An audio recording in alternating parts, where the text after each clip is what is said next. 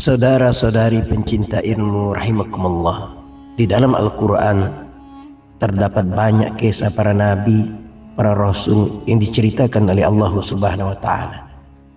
Khususnya kisah Nabi Sulaiman alaihi salam dan Ratu Balqis serta kehebatan teknologi pembinaan istana mereka. Saudara-saudari pencinta ilmu rahimakumullah, keunikan dan kehebatan haikalnya Nabi Sulaiman alaihissalam berkaitan dengan kehebatan istana Nabi Sulaiman alaihissalam. Rasulullah SAW menceritakan kisahnya seperti berikut. Allah Subhanahu wa Ta'ala berfirman kepada Daud alaihissalam, buatkanlah sebuah rumah ibadat untukku di bumi. Maka Daud alaihissalam membuat sebuah rumah ibadat untuk dirinya sebelum membina rumah ibadat yang diperintahkan oleh Allah Subhanahu wa Ta'ala. Lalu Allah menurunkan wahyu kepadanya, wahai Daud, engkau telah membina rumah ibadatmu sebelum engkau membina rumah ibadat untukku. Maka Daud menjawab, wahai Tuhanku, aku menurut naluriku sebagai seorang raja. Kemudian Daud membina masjid yang diperintahkannya.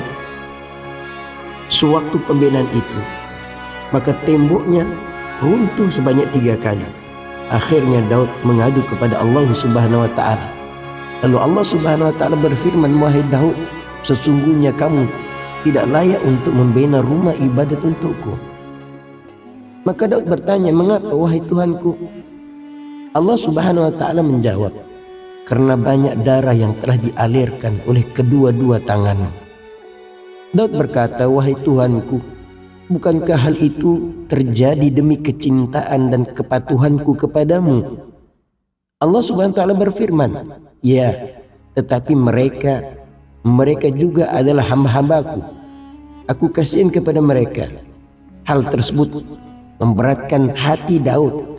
Lalu Allah Subhanahu wa Ta'ala berfirman melalui wahyunya, janganlah engkau bersedih hati, karena sesungguhnya aku telah menetapkan pembinaan rumah ibadat itu di tangan anak lelakimu, yaitu Sulaiman alaihissalam. Setelah Daud alaihissalam meninggal dunia, maka putranya Sulaiman alaihissalam membina masjid tersebut. Setelah pembangunan masjid selesai, Nabi Sulaiman melaksanakan korban dan menyembelih banyak haiwan sembelihan.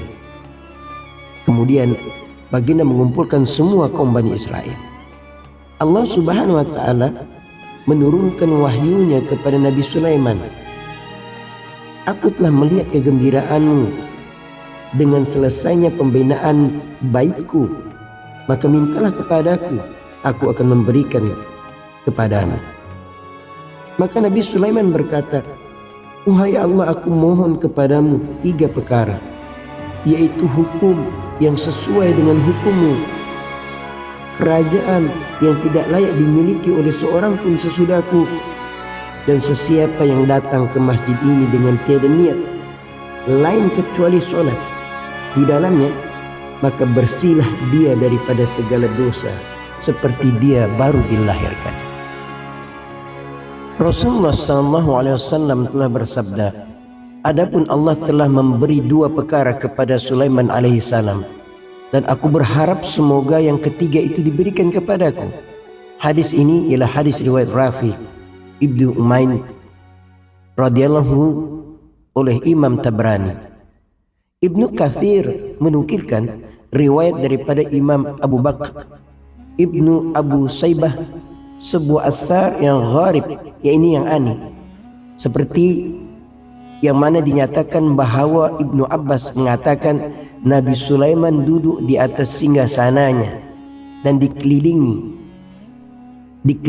diletakkan kursi-kursi, maka duduklah manusia di kursi itu, diikuti oleh jin, diikuti oleh syaitan. Setelah itu datanglah angin yang mengangkat mereka dan burung-burung menaungi mereka. Diceritakan juga bahwa istana Nabi Sulaiman alaihissalam mempunyai dewan untuk melayani tetamu. Ia lengkap dengan tempat duduk mengikut jenis tetamu yang menghadap baginda sebagai raja. Sulaiman alaihissalam pula mempunyai kursi khas yang menunjukkan kehebatan sebagai raja.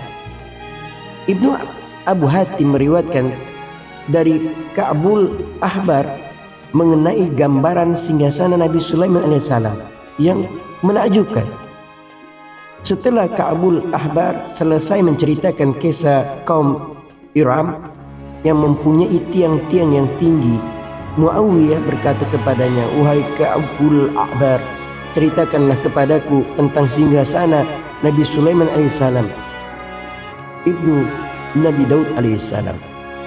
Ka'bul Ahbar menjelaskan bahawa singgasana Nabi Sulaiman itu terbuat daripada gading gajah yang bertahtakan mutiara, yakut, zabarjad, dan intan. Nabi Sulaiman telah membuat tangga untuk naik ke singgasananya itu, yang antara lain dihiasi dengan intan, yakut, dan zabarjad. Selanjutnya Nabi Sulaiman AS memerintahkan supaya di sebelah kanan dan kiri singgasananya itu dihiasi dengan ukiran pohon kurma daripada emas, dan pelepah daunnya dibuat dari yakut, zabarjad, dan mutiara. Di atas pohon kurma yang di sebelah kanan dibuat patung burung merak dari emas.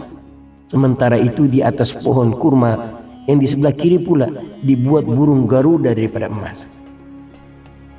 Seterusnya di sebelah kanan tangga dibuat pohon sanubar daripada emas, dan di sebelah kiri tangga dibuat 2 buah patung singa daripada emas. Di atas kepala singa itu pula dibina tiang yang terbuat daripada zabarjad, dan sebelah kanan dari kiri singgasana dibuat 2 pohon anggur yang menaungi singgasana itu, sedangkan buah-buahnya terbuat daripada intan dan yakut merah. Pada bagian atas tangganya singgasananya dibuat 2 buah patung singa yang besar terbuat daripada emas yang berongga. Di dalam rongga itu diisi minyak misik dan minyak ambar yang sangat harum baunya. Apabila Nabi Sulaiman menaiki singgasananya, maka singa besar itu berputar lalu diam seraya menyembur wangian yang ada di dalam rongganya di sekitar singgasana.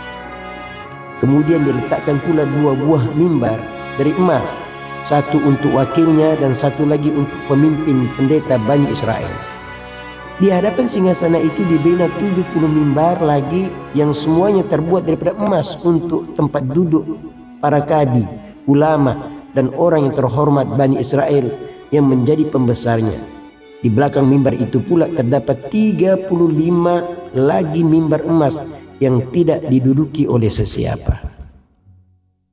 Apabila Nabi Sulaiman hendak naik duduk di atas singgasananya, maka baginda menginjakkan kakinya di atas anak tangga yang pertama, lalu berputarlah singgasananya bersama apa yang ada di sekitarnya. Patung singa merentangkan kaki kanannya, sedangkan burung garuda mengembangkan sayap kirinya. Apabila Nabi Sulaiman menginjakkan kakinya ke tangga yang kedua, maka patung singa itu merentangkan tangan kirinya dan burung garuda itu merentangkan sayap kanannya. Apabila Nabi Sulaiman menaiki anak tangga ketiga lalu duduk di atas singgasananya, maka patung burung garuda itu bergerak mengambil mahkota Nabi Sulaiman alaihissalam lalu meletakkan di atas kepala Nabi Sulaiman. Setelah mahkota diletakkan di atas kepalanya, maka berputarlah singgasana itu bersama semua yang ada sebagaimana berputarnya kincir dengan pemutaran yang cepat. Muawiyah dalam keadaan kagum bertanya, "Apakah yang menggerakkannya, wahai Ka'bul Ahbar?"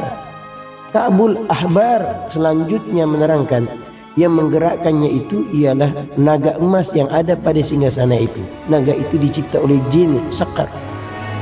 Apabila tombol yang berputar naga itu diputar, maka berputarlah semua patung singa, patung garuda, dan patung merak yang berada di bawah singgasana, sementara yang berada di atas tidak bergerak.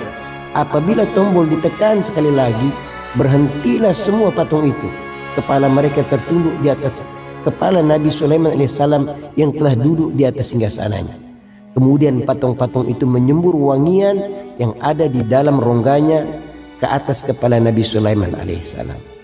Kemudian patung burung merpati emas yang bergerak di atas tiang mutiara mengambil kitab Taurat lalu meletakkan di atas tangan Nabi Sulaiman alaihissalam. Nabi Sulaiman seterusnya membacakan Taurat kepada para hadirin yang berada di dalam dewan. Begitulah kurniaan Allah kepada Nabi Sulaiman, seperti yang dipohonkan kepada Allah. Apa yang dipohonkannya? Ia memohon, wahai Tuhanku, ampunilah aku dan anugerahikanlah aku kepadaku kerajaan yang tidak dimiliki oleh seorang jua pun sesudahku. Sesungguhnya Engkaulah yang maha pemberi. Surah As-Sad ayat 35. Saudara-saudari pencinta ilmu rahimakumullah, Assalamualaikum warahmatullahi wabarakatuh.